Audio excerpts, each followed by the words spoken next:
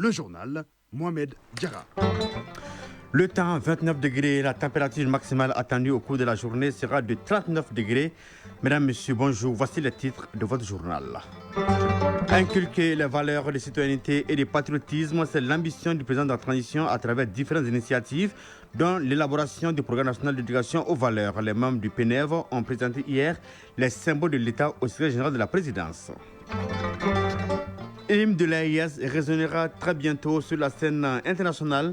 Il a été validé hier par les ministres en charge de la culture après 3 jours de travaux des experts.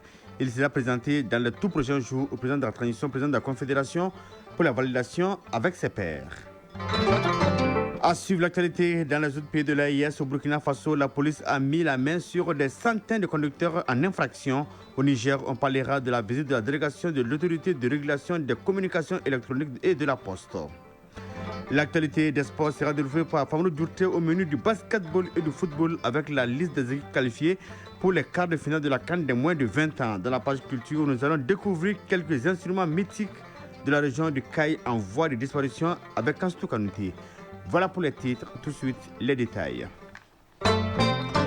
Bienvenue sur ORTM. L'équipe du Programme national d'éducation aux valeurs était hier dans la salle des banquets à Koulouba pour se prêter à un exercice de citoyenneté et surtout de patriotisme. Elle a présenté au secrétaire général de la présidence de la République les symboles de l'État. Le document comporte les 13 bréviaires de la symbolique de l'État. Il devra permettre aux Maliens de s'approprier les symboles de l'État pour en faire un bon usage. Le point de la cérémonie avec Nyanya Alou Traoré. Ils sont au nombre de 5. Il s'agit des symboles de l'État. Vous avez le drapeau, la devise, l'hymne, le sceau et les armoiries. Les connaître réellement est un impératif, car ils constituent les attributs d'une république. Notre pays, engagé sur la voie d'une refondation totale et entière, les populations maliennes se doivent à cet effet d'avoir cette culture institutionnelle. Lassine Camara, participant.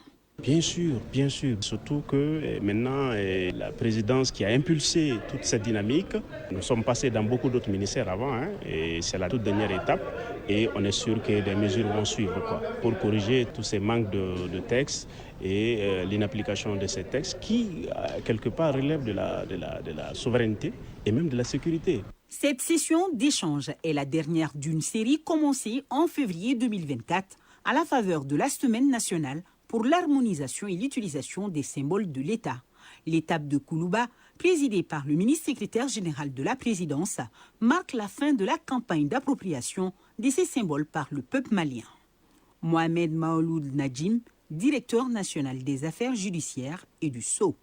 Ces signes particuliers se caractérisent par leur sacralité, leur exclusivité et l'obligation de s'y conformer. La marque de l'État, expression de sa souveraineté, de son identité inaliénable, de sa spécificité, de sa place et de sa singularité dans le concert des nations, source de fierté et de sa dignité, ne saurait continuer à souffrir de banalisation et de légèreté. Véritable école citoyenne, la connaissance des symboles de l'État nous ramène à ce sentiment d'appartenance à une seule et unique nation, d'en être les dignes représentants et de ce fait de l'honorer à tout point de vue, partout où le besoin se fera sentir. C'est ce que recèlent les 13 bréviaires de la symbolique de l'État présentées à l'auditoire. Mamadou Mohamed Koulibaly, commission de vulgarisation et de suivi de l'utilisation des symboles. Le bréviaire est un document qui essaye de rappeler à l'ensemble des acteurs de l'État la question des symboles, qui n'est pas une question banale, qui est fondamentale, c'est une question de souveraineté, puisque c'est un identifiant de la nation et des attributs de la République. Donc l'expérience a montré au ministère de la Justice qu'il y avait un mauvais usage de ces symboles-là. Vous avez beaucoup de questions qui restent pendantes. Les gens n'ont pas de réponses concrètes et souvent ça amène justement des erreurs dans le comportement des individus. Le bréviaire est ce document qui un peu aide les uns et les autres à avoir en mémoire ces éléments d'information nécessaires pour une bonne conduite citoyenne de chacun. D'autres préoccupations sont prises en charge dans le document. Il est question entre autres de l'interprétation de la carte et du non-Mali, du service protocolaire, de l'usage des langues nationales, des insignes de décoration et du passeport. Le dit document, qui devrait être remis officiellement très prochainement au président de la transition, permettra d'éviter, par exemple, le désordre que l'on rencontre trop souvent actuellement sur les plateformes digitales, en total déphasage avec la version officielle. Dr Alfousseini Diawara, secrétaire général de la présidence de la République du Mali. Force est de constater aujourd'hui que les paramètres de valeur sociétale sont fortement perturbés par des éléments endogènes et exogènes. Aussi, il revient à chacun de nous de fournir des efforts pour une restructuration efficace et durable de nos valeurs. Cela passe nécessairement par la compréhension et l'appréciation des symboles de l'État. Nous avons bon espoir que les sessions de sensibilisation sur les symboles de l'État permettent d'éveiller davantage la conscience collective des Maliennes et des Maliens, afin que chacun joue pleinement le rôle qui lui revient dans le processus de refondation de notre pays, auquel les autorités de la transition se sont entièrement consacrées. Un Mali d'un Koura dans un Mali Koura. C'est la vision du chef de l'État, le général d'armée Assimi Goïta. Et ce bréviaire constitue juste une partie infime des différents chantiers de refondation engagés par les autorités de la transition, rappellera le ministre secrétaire général de la présidence dans son intervention. La Russie a célébré hier le 80e anniversaire de la victoire de l'armée rouge sur l'Allemagne nazie lors de la Deuxième Guerre mondiale. L'événement a été marqué par une géante parade militaire sur la place rouge à Moscou. 11 000 soldats russes ont défilé devant le président Vladimir Poutine qui avait à sa côté les dirigeants d'une vingtaine de pays. Le président de la transition était représenté par le ministre de la Défense et les anciens combattants, général de corps d'armée Sadio Kamara. Le commentaire de Siaka Konati. Place rouge de Moscou, ce 9 mai 2025, marque le 80e anniversaire de la victoire de l'armée rouge de l'ex-Union soviétique sur l'Allemagne nazie lors de la Seconde Guerre mondiale, appelée en Russie la Grande Guerre patriotique. Здравствуйте, товарищи!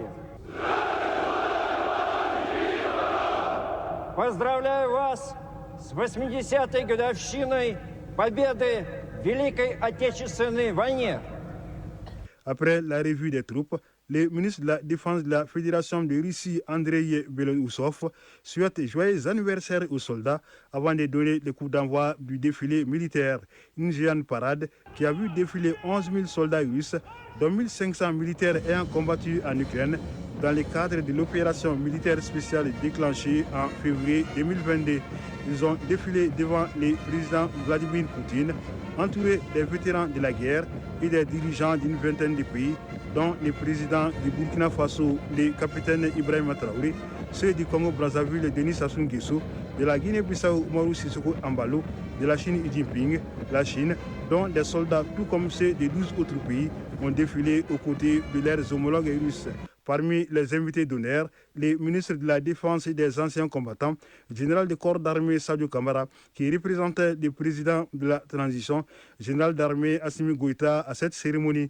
Une présence saluée par le président Poutine, qui a rendu hommage à tous ceux qui ont sacrifié leur vie pour sauver la mère patrie, la Russie et l'humanité, rappelant que l'ex-Union soviétique a payé le tribut humain le plus élevé de la Seconde Guerre mondiale, avec près de 26 millions de morts. C'est pourquoi le chef du Kremlin a assuré que la Russie a été et sera une barrière indestructible contre le nazisme, la russophobie, l'antisémitisme. Pour boucler la boucle, Poutine a déposé une gerbe de fleurs sur la tombe du soldat inconnu. Auparavant, il avait offert un dîner à ses invités la veille, a rappelé que l'Allemagne nazie a signé la capitulation le 8 mai 1945 à Berlin à 23h01. Il était 1h01 à Moscou. C'est pourquoi les Européens célèbrent la fin de la Deuxième Guerre mondiale le 8 mai, les Russes le 9 mai. Oui, justement, les ministres chargés de la défense de l'AES ont rendu compte de la situation sécuritaire dans l'espace AES au président du Faso, Ibrahim Traoré, présent à Moscou, dans le cadre de la célébration du 80e anniversaire de la grande victoire russe lors de la Deuxième Guerre mondiale. Selon le ministre de la Défense et les anciens combattants, le général de corps d'armée, Sadio Kamara, nous avons particulièrement fait le point de l'avancée concrète de la mise en œuvre de la force unifiée de l'AES qui enregistre des victoires sur le terrain, a-t-il souligné.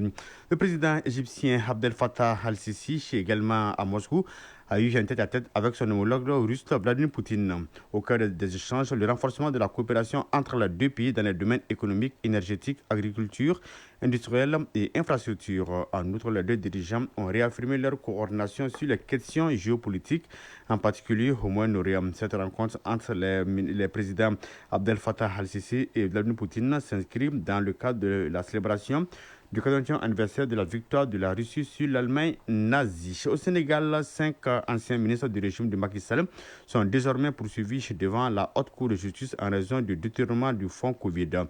À cet effet, l'ancien Premier ministre et cadre du parti politique de l'Alliance pour la République, Maître Sidiki Kaba, a demandé un procès équitable et le respect de la présomption d'innocence. La déclaration a été faite hier lors d'une conférence de presse. Maître Sidiki Kaba a annoncé également lors de cette rencontre qu'il ne prendra pas part au dialogue national qui se tiendra le 28 mai prochain. Selon la l'attitude du régime actuel à l'endroit de l'ancien parti au pouvoir ne favorise nullement un dialogue constructif et sincère. Au Burundi, pour qu'il y ait plus un sentiment d'animosité entre les candidats aux différentes élections prochaines, donc, le pays a organisé hier un défilé des partis politiques pour le lancement sur la net de la campagne électorale des législatives et des élections locales. La campagne électorale en vue du double scrutin débute le 13 mai allant jusqu'au 2 juin. Les élections législatives et locales se tiendront le 5 juin prochain, alors que le vote des sénateurs est prévu le 23 juillet 2025. Le président de l'Assemblée nationale de la République démocratique du Congo, Vital Kamerhe, s'est rendu donc en Ouganda pour une visite de 2 jours. L'objectif de cette visite entre les deux parlements est de construire une relation de confiance, d'anticiper les malentendus et de dissiper les suspicions. Un groupe bilatéral d'amitié entre les deux parlements doit être mis en place. Il permettra d'évaluer régulièrement les projets d'intégration économique et la sécurité transfrontalière. 9h12.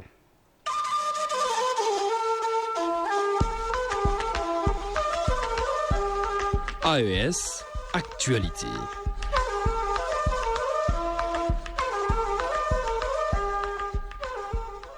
La Confédération AES aura très bientôt son hymne. Le travail des experts de 3 jours a été validé hier par le ministre en charge de la Culture. C'est au bout d'un processus qui a mis à contribution les experts des 3 pays de l'AES. L'adoption par les ministres sera suivie de la remise officielle au président en exercice de la Confédération, le général d'armée Assimi Goïta, dans les tout prochains jours. Le compte rendu de Al-Husseini Touré. Après 3 jours d'intenses travaux, les experts commis à la conception et à la réalisation de l'hymne de la Confédération ont remis le fruit de leur travail au ministre en charge de la culture. Après quelques amendements et observations, les ministres ont donné leur quitus pour la validation de l'hymne. Colonel-major Abdrahman Amadou, ministre des Transports et de l'Aviation civile du Niger, assurant l'intérim de son collègue en charge de la culture. Il y a un peu plus d'un mois de cela, à la demande du Mali qui assure la présidence de la Confédération de l'AES, à la suite de la devise, du drapeau et du logo, il a été demandé à chaque État membre de proposer un projet d'hymne accompagné d'une mélodie. Court et facile d'accès, les valeurs de la Confédération à promouvoir, à savoir entre autres la souveraineté, le patriotisme, la solidarité, la fraternité, la loyauté vis-à-vis de la Confédération, l'unité de la Confédération en lien avec le panafricanisme, la résilience, le travail. Chacun des 3 pays est parti avec son expérience pour mener cette communication au niveau national et produire un travail de qualité exclusivement orienté sur la promotion des valeurs de notre Confédération à l'intérieur de notre espace communautaire et au-delà. Dans les prochains jours, l'hymne ainsi adopté sera présenté au président Assimi Goïta, président de la Confédération. En attendant, les experts vont devoir intégrer les amendements, recommandations et suggestions. Les autorités burkinabées ont impulsé une nouvelle dynamique qui intègre le respect des règles qui garantissent la sécurité de tous. C'est dans cet esprit que le commissariat central de police de la ville de Fadangourma a mené le week-end dernier une opération de lutte contre l'incivisme routier. L'opération a permis à la police de mettre la main sur plus d'une centaine de conducteurs en infraction. La correspondance de Aboubacar Lalogo depuis la radio de Burkina. C'est une opération qui a permis aux éléments du commissariat central de police de Fada de mettre la main sur plus de 100 personnes pour non-respect du code de la route. Ces personnes sont soumises aux travaux d'intérêt général. Le commandant du corps urbain au commissariat central de Fada, capitaine de police Seni Rwamba.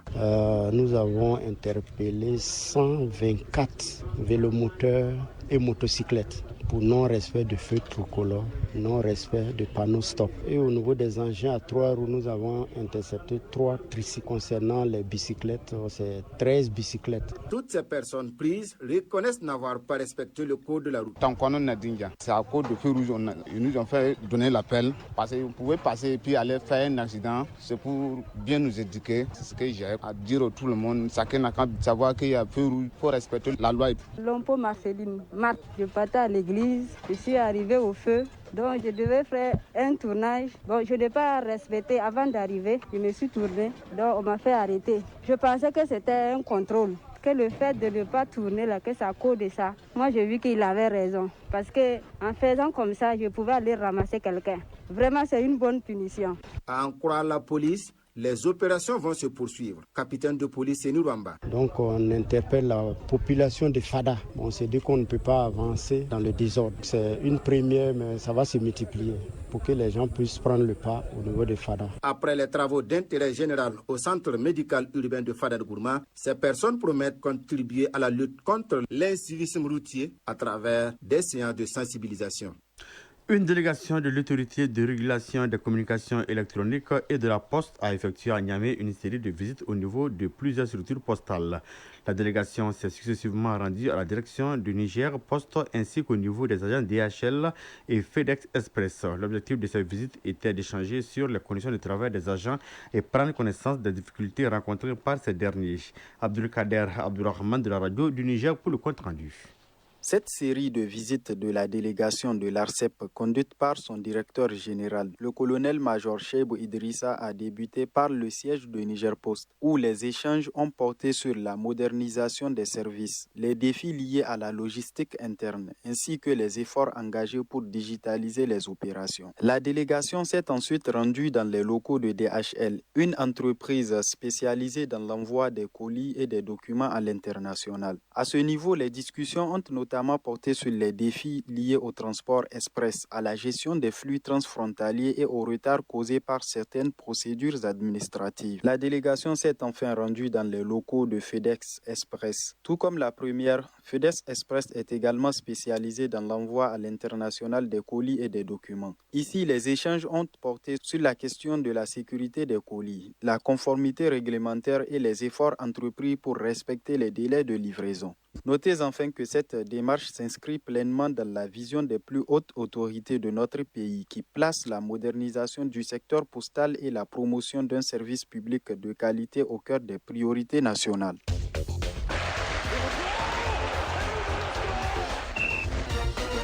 Oui, la balle au panier pour marquer les 3 points. L'équipe nationale masculine de basketball connaît ses adversaires de poule pour l'Afrobasket 2025 prévu en Angola du 12 au 24 août prochain. Le Mali évoluera dans le groupe dans la poule D en compagnie du Sénégal, de l'Égypte et de l'Ouganda. En football, les qualifiés pour les quarts de finale de la CAN des moins de 20 ans garçons sont connus.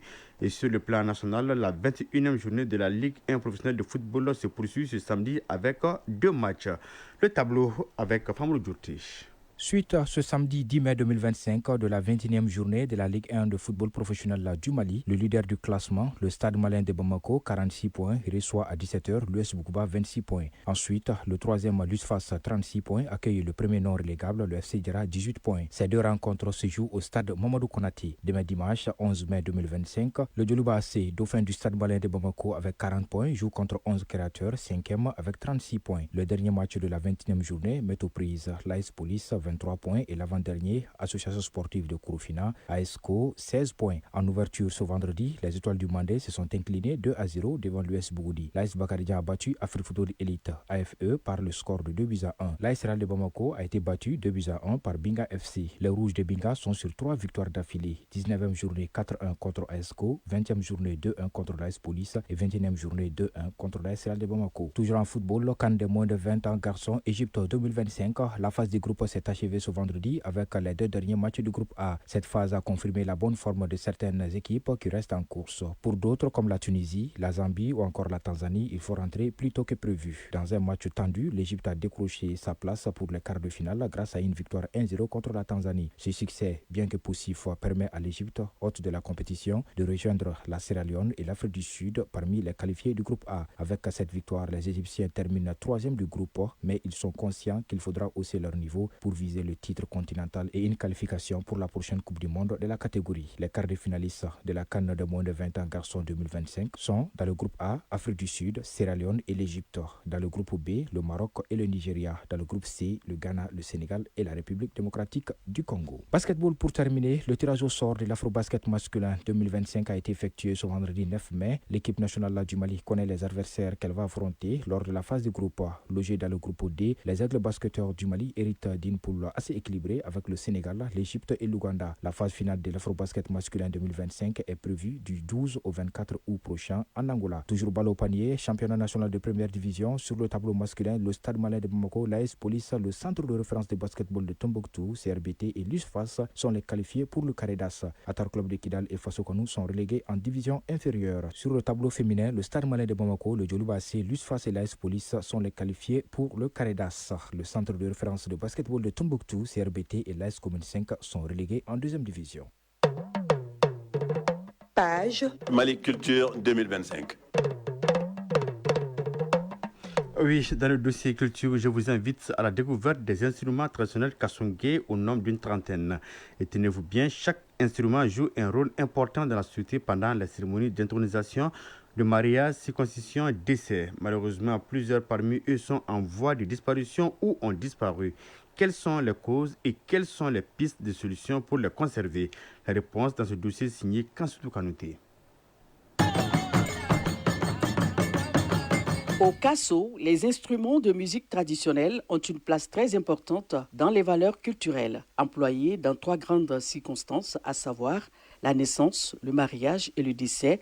L'utilisation de ces instruments est destinée aux hommes de caste. Elhadj Dama Issa Sako, promoteur culturel de l'espace Toumbimfara à Kaye. Les instruments traditionnels du Kasso sont pratiquement au nombre de 33. Les origines des instruments du Kasso sont soninké, malinké et peul. Donc les instruments soninké sont beaucoup plus axés vers les instruments à percussion, tels que le djembé, tantanou. Les instruments à cordes sont beaucoup plus malinqués, tels que la kora, simbingo, bolon. Il y a d'autres instruments que le Hassonké a créé, ce qu'on appelle le gofé. Ça, c'est des instruments avant. Il y en a 2, foulé à gofé. Au Kasso, il y a des instruments de musique qui sont sacrés. Il y a le taboulo, il y a le bolon, il y a aussi le tantaou. Le taboulo était un instrument qui faisait partie des insignes royaux, ce qu'on donnait au roi à son intronisation. Donc le taboulo, quand il l'entendait jouer seulement, ça veut dire que le roi ou le chef de village ou le chef de canton est décédé. Et on le jouait jusqu'à ce que ça soit déchiré. Et cet instrument était confectionné qu'à l'intronisation encore d'un nouveau roi. Et cet instrument était sous la garde seulement du roi. L'autre instrument sacré, c'est le tantam. Un instrument à 4 pieds, souvent à 3 pieds, mais qu'on peut le situer de l'origine vers le soninké. L'une des particularités de cet instrument, c'est que cet instrument, quand tu l'entends aussi jouer seul, ça veut dire que quelqu'un est perdu dans la brousse ou bien il y a un incendie. Outre les instruments rituels ou sacrés du Hasso, il y a également des instruments cérémoniaux et des instruments populaires, lesquels sont utilisés par la population et à n'importe quel événement, animation, agriculture, circoncision, excision, mariage. Beaucoup d'instruments ont disparu ou sont en voie de disparition par la faute de l'abandon de nos coutumes et mœurs. Elhadj Dama Issa Sako, promoteur culturel de l'espace Tumbimfara à Kay. Le Khirino pratiquement a disparu et Simbingo a disparu. Simbingo, ça correspond au Kamalengoni. Ça, c'était beaucoup prisé par les Koumé. Koumé, c'est les chanteurs des chasseurs. Il y a aussi des instruments en voie de disparition, tels que tantaou. Certains instruments traditionnels Hassonké ont disparu ou sont en voie de disparition. Alors, que faut-il faire pour la conservation de ces instruments? Guémo Kassogué, chef de la mission culturelle de Kay. L'État malien a classé le bolon comme instrument du patrimoine national. Actuellement, c'est Kouloun seulement qui possède ces coffrets-là. Ce sont des instruments très très importants. Il faut les conserver. Assamadi Diallo, maire de la commune rurale de Kouloun. On a gardé depuis le temps colon jusqu'à 11 jours là. Le gouffre là. On a conservé ça parce qu'on a vu depuis nos ancêtres vieux qui sont là, donc ils sont gardés. Nous aussi on est venus, on a gardé. Elhadj Dama Issa Sako, promoteur culturel de l'espace Tumbimfara à Kay. C'est l'origine de l'instrument qui m'a permis de restituer tout ce que je suis en train de dire pour les restituer. Et j'avais eu la chance de les avoir, tous les instruments. C'est la conservation qui pose problème. Et souvent, l'instrument ne disparaît pas quand l'instrument est joué. Quand l'instrument n'est pas joué, ça devient pratiquement un objet de musée.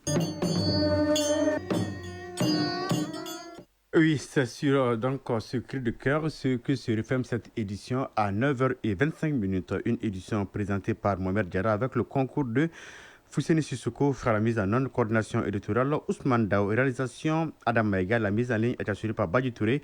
Passez d'excellents moments accompagnés des programmes de Radio Mali. Au revoir.